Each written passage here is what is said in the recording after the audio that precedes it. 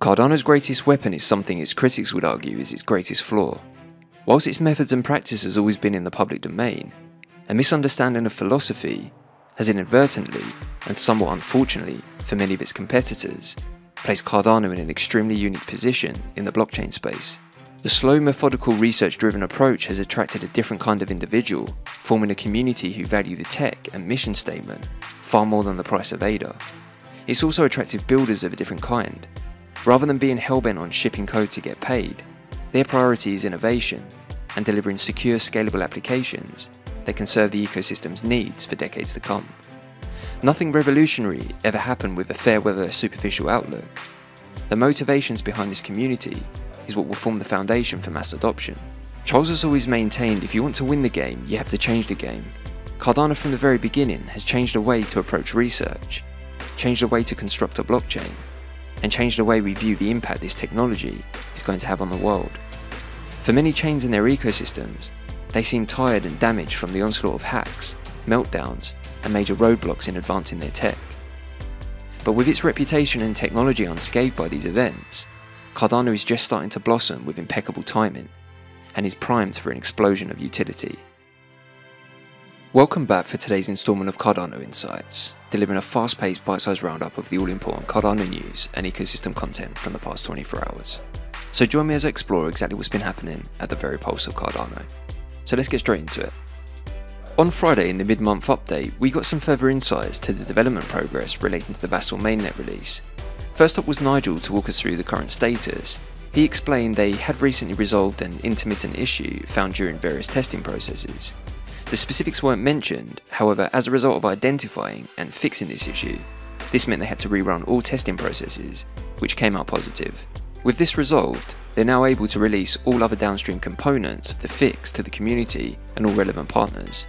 In terms of the status of dApps, 8 of the 12 major dApps already deployed and functioning on mainnet have already upgraded, completed all regression testing to ensure that the update hasn't adversely affected existing functionality, and are ready for the hard fork. This is great news, and I'm sure the remaining dApps won't be far behind. In terms of exchanges, currently they're waiting for the release of different components like DB Sync, Cardano Wallet and Rosetta.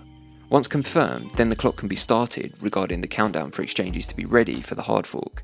As we know, at least 80% of exchanges that holds the most liquidity need to be ready before the hard fork can be initiated to ensure there's enough liquidity for transactions to run consistently through the network.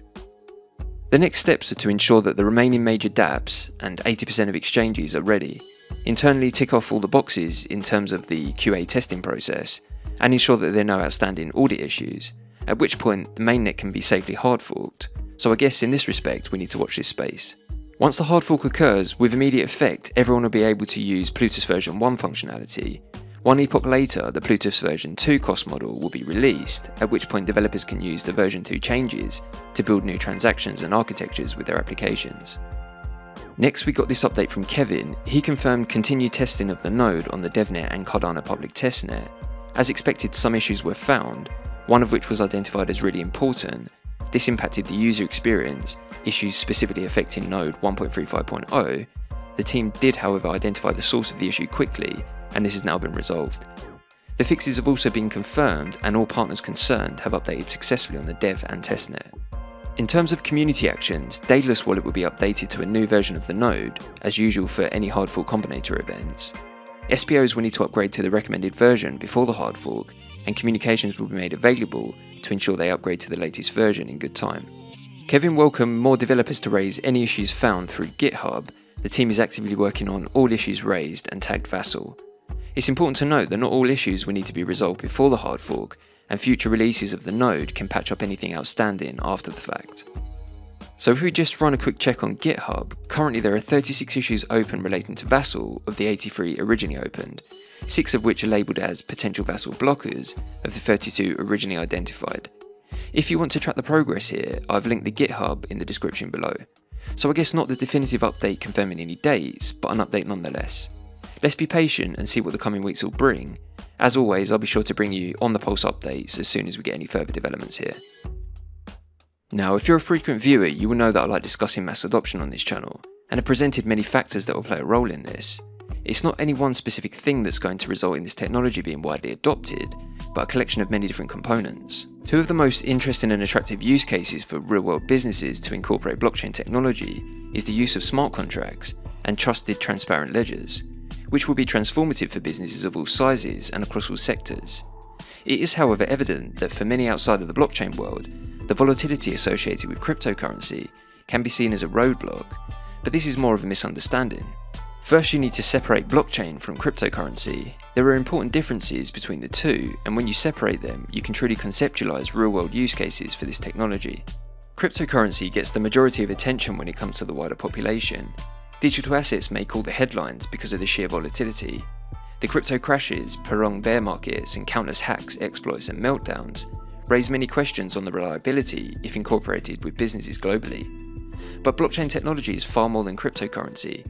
In fact, it's blockchain technology that has the ability to completely revolutionize inefficient global systems without requiring mass exposure to the volatility of cryptocurrency. As blockchains are immutable distributed ledgers, this means blockchains are responsible for holding a historical log, and the information that is stored is permanent. If anyone attempts to tamper with any records stored in a blockchain, the network can recognize inconsistencies to ensure all historical records remain accurate. This is possible because of the distributed nature of blockchain technology. Blockchains are made up of many individual nodes that communicate with each other to keep the history of the chain. Since control of these individual components of the blockchain is spread across many different people, there is no central entity who is responsible for keeping records. This means the information stored in a blockchain can be trusted without needing to trust any centralized entity, to be honest. The ability to have a completely trusted and transparent ledger opens the door to improve processes like supply chain management. This will not only improve the management systems of global businesses, but also enables others to gain access to the same global market, leveling the playing field, as produce and quality from all regions can be verified on-chain, something Charles recently highlighted in Mongolia regarding the management of cattle. Recording information throughout a supply chain, from the origin to the final destination, allows the end consumers to have complete peace of mind knowing exactly whose hands the product has touched. This demonstrates how blockchain technology can be leveraged without adopting any exposure to the volatility of cryptocurrency. In terms of smart contracts, by reliably automating contract execution, smart contracts simplify complex transactions significantly. This eliminates the possibility of human error and eliminates all of the work previously needed to track this kind of information. Smart contracts have tremendous potential in real-world use cases because they can be funded by stablecoins. Removing the volatility of price-fluctuating cryptocurrency opens the door for large companies or organizations to implement this functionality into their business structures. With projects like JED coming to Cardano's ecosystem very soon, and Cardano's smart contracts already functional, further enhanced by the Vasil upgrade, this will allow anyone who funds smart contracts with stablecoins to benefit from all the transparency and automation of smart contracts without any fluctuation in the value of the assets that they're exchanging. Cardano's efforts in delivering the most secure and scalable blockchain with expressive smart contract functionality is going to be the driver for real-world adoption, and the final pieces are now coming together to make this a reality.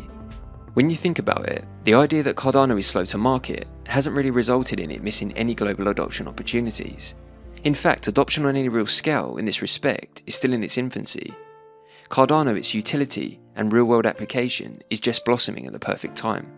As the use case of blockchain technology becomes a necessity for businesses to compete, ask yourself of all the solutions on offer, which blockchain is best placed to meet those needs.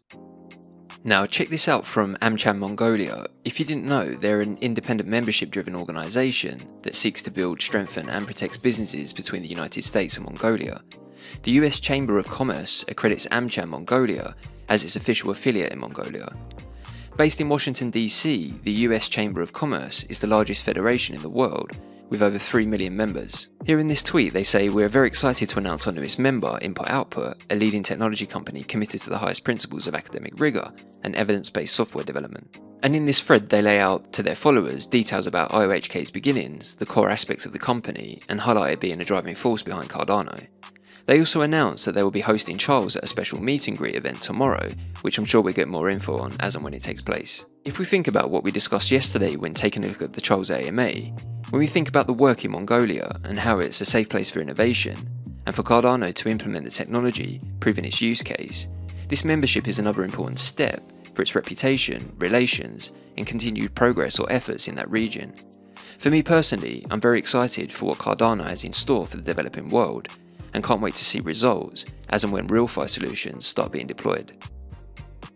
So that's it for another installment of Cardano Insights, as we track Cardano and its progress all the way through to banking the unbanked.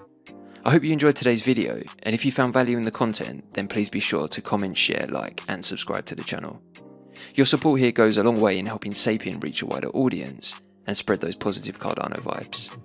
We'll be back soon with your daily roundup, and until then, thanks for watching, have a great day, and as always, keep it Cardano.